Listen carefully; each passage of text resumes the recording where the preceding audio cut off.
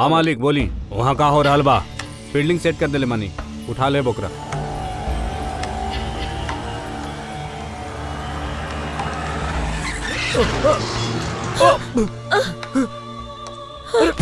चलो भाग। अरे कहाँ भाई? अरे रहो बताई तो सही।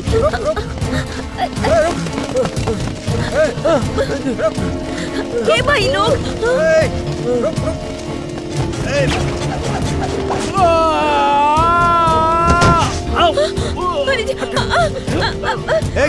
छोड़ा हमरा के। अरे छोड़ा कुछ मत करा।